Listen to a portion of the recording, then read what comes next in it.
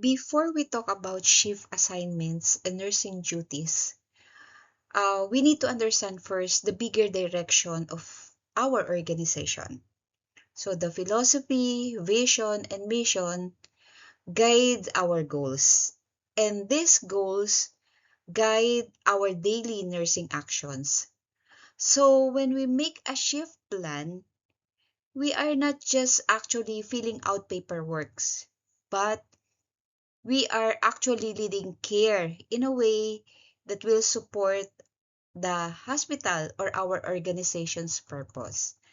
Now, the question is, when we make a shift plan, what larger purpose is this plan serving?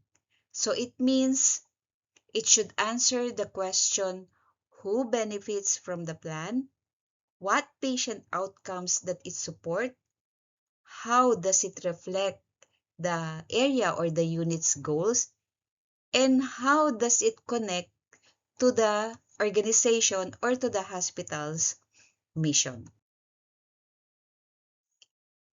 So good day again, everyone, and welcome again for today's session or lecture on nursing leadership and management.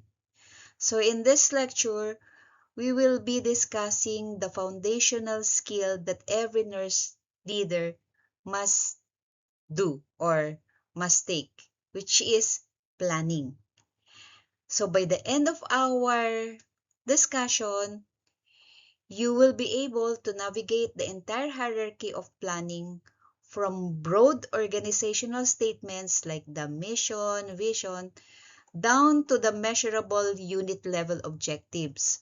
So you will learn how to evaluate these objectives using SMART or specific, measurable, attainable, realistic, and time-bounded criteria, and ensure that every administrative or clinical plan that you will make when you become leaders will be anchored or aligned firmly in ethical, legal, and professional values. Okay? Why does planning matter so much in nursing? In the classic management cycle, which is the planning, organizing, staffing, directing, and controlling, planning is always the first step. It is not a one-time event that you check off the list or you eliminate from the list, but it is a continuous and a dynamic process. So think of it through the three core actions. Under anticipates, okay, planning means we look ahead.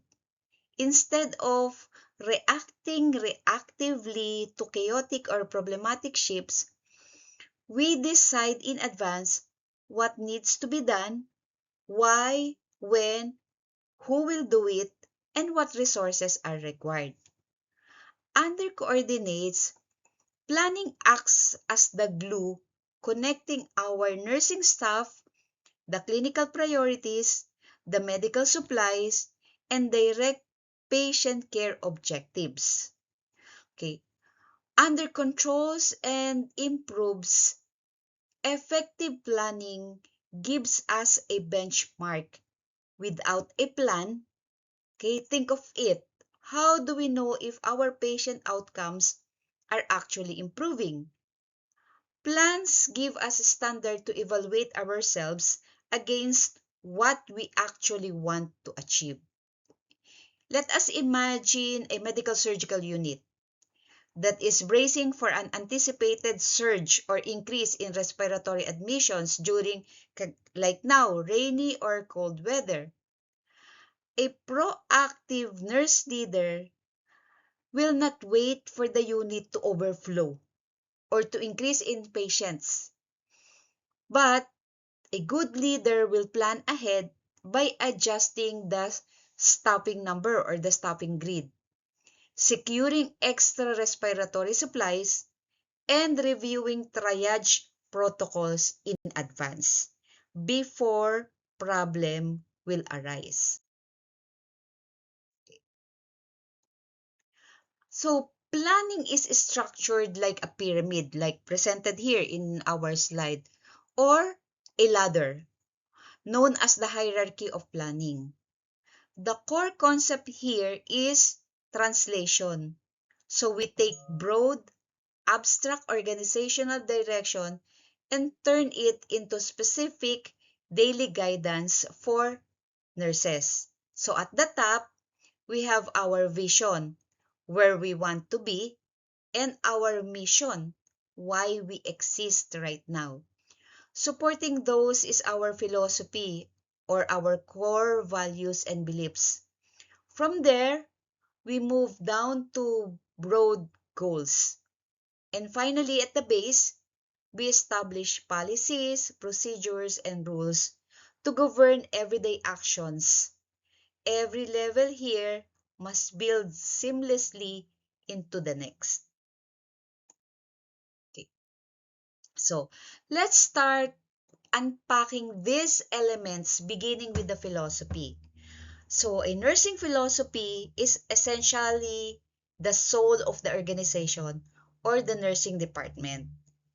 It captures deep-seated beliefs about human beings, what nursing is, how care should be delivered, and what professional conduct looks like.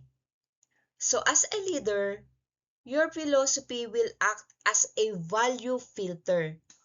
When you are faced with a difficult administrative decision, such as how to allocate when you already have limited staffing budget, your philosophy will help you filter out your choices that compromise patient safety or human dignity. Your philosophy will ensure your decisions will be aligned with equity, accountability, and evidence-informed care. Okay. Many people often confuse vision and mission, but they are two distinct, different functions. Remember, vision looks forward, while mission explains your current purpose. So look at the example. Look at the vision example. To be a trusted regional model for safe, equitable, and person-centered nursing care. It inspires, diba? It shows a picture of where the hospital wants to be probably 5 or 10 years from now. Now look at the mission. We provide safe, compassionate, evidence-informed nursing care and develop competent nurses in partnership with patients and communities. This tells you what the organization or what the hospital does every single day, who it serves, and its core contribution. So if the mission is the vehicle that you are driving today, the vision is the destination on the horizon. Next in the hierarchy is the goal. Okay, so we have goals. Goals take the grandiose statements of the mission and philosophy and translate them into concrete areas of achievement. Okay. Notice that goals provide broad direction, but they don't necessarily spell out exact number or strict deadlines yet. They are the stepping stones. Okay, for example, improve medication safety or strengthen transition of core education. These are solid goals, and they tell the team or the people what matters most right now. But they leave room to define the exact metrics later.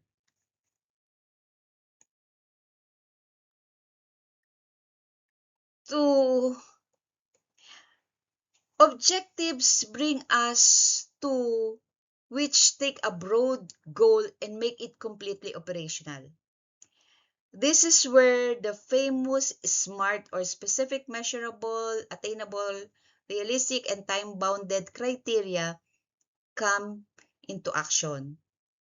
Specific answers the question who is doing what and for whom. Measurable will answer how will we count it or track the data. Achievable will answer, do our nurses actually have the tools, the time, and the authority to do this? Relevant will answer the question, does it actually tie back to our unit's goal and hospital mission? The time bound will answer, when is the deadline? So without SMART, objectives, goals will remain wishful thinking. Okay. So to make this crystal clear, let's look at how a complete line of sight works in clinical practice. So watch how a core value flows all the way down to a bedside action. Okay. Philosophy, under philosophy, we value respect, safety, and accountability.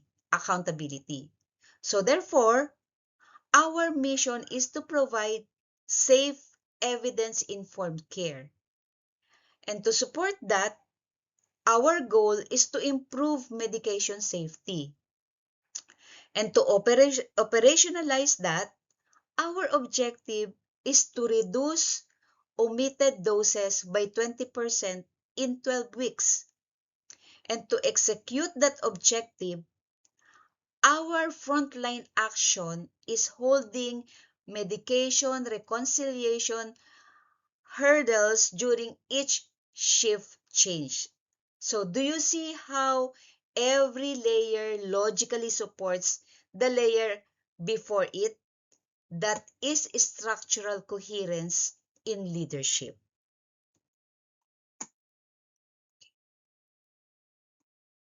So as we move further down the planning hierarchy, we now go to the operational guardrails, the policies, procedures, and rules. These things ensure consistency and safety across shifts and departments. A policy is a broad guide for decision making. For example, medication reconciliation is required of every patient transition. A procedure gives you the step-by-step instruction on how to do it. Example, how to verify document and hand off medication changes in the EHR or electronic health record. While a rule is absolute, it leaves no room for gray area. For example, never administer an unclear verbal order until it has been clarified with the prescriber. So policies, procedures, and rules protect both the patient from medical errors and the nurse from liability. Okay. So planning also varies by organizational scope. We will categorize planning into three distinct levels: the strategic, the tactical, and the operational. Okay. Strategic planning is on the organization level. This is organization-wide and long-term, looking at about 3 to 5 years ahead. Executive leaders focus on macro-level priorities such as striving to become a high reliability hospital or to become an apex hospital. Tactical planning happens at the department or middle management level. It bridges the gap by building medium-range programs such as a nursing department launching a medication safety improvement project. While operational planning happens right at the unit or shift level. It is immediate and practical, such as charge nurse managing daily staffing assignments and ensuring reconciliation checks are completed every shift. All these three levels must communicate with one another for the hospital to function smoothly. So here, alignment is the key. As nurse leaders, we cannot plan in a vacuum. Every operational plan or schedule or workflow must respect strict ethical and legal guardrails.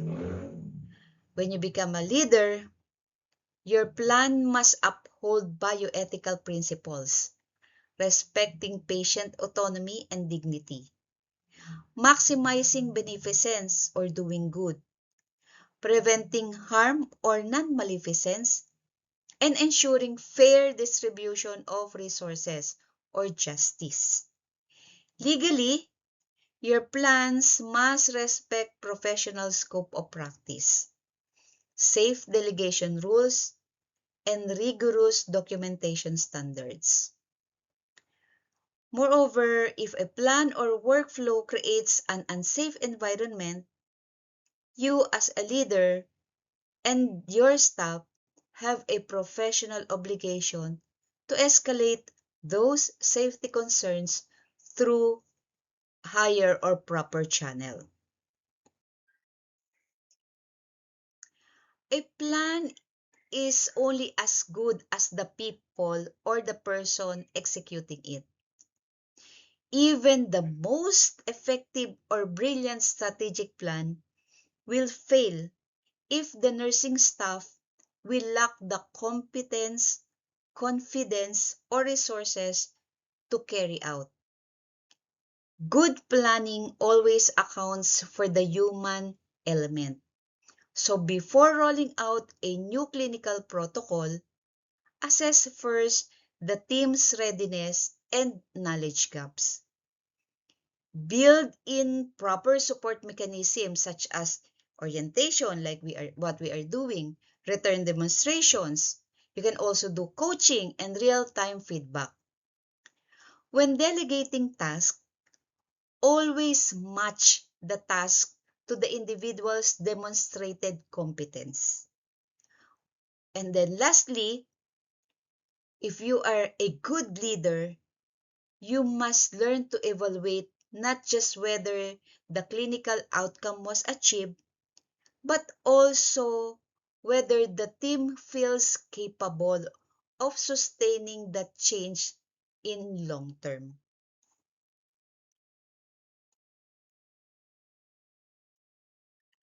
We will wrap up now our session by looking at the practical 6-step planning cycle that you will use throughout your nursing management career. When we say clarify, start by examining your mission, your core philosophy, and identifying the exact clinical problem that you are trying to solve. When you say assess, look at your current environment. Gather baseline data such as your area or your unit's current fall rates or medication error logs or documents. Under set, formulate your broad goals and refine them into precise, smart objectives. Under select, you choose your strategy and clearly assign who is responsible for what and secure the necessary resources. Under implement, roll out the plan. Communicate transparently with the team and ensure thorough documentation. Under monitor and revise, track your indicators against your baseline. So you compare, listen to your staff feedback, evaluate the results, and revise your approach when it is needed. So, mastering this cycle is what separates a reactive nurse from a proactive, exceptional nurse leader. So, in the next slide, I'm going to show you some of the activities that you are going to engage related to this topic or to this discussion. Okay. So, case activity here, what you need to do is to align the plan. Here's the scenario. A ward's patient teaching is inconsistent and readmissions related to medication misunderstanding are increasing. Okay. For group 1 or task A, draft one philosophy aligned with the goal based on the scenario. Then, task B, write one SMART objective with a population, measurable, and time frame. And then task C, name one policy, one procedure, and one daily nursing action. And then you are going to report this and justify your activity or your output.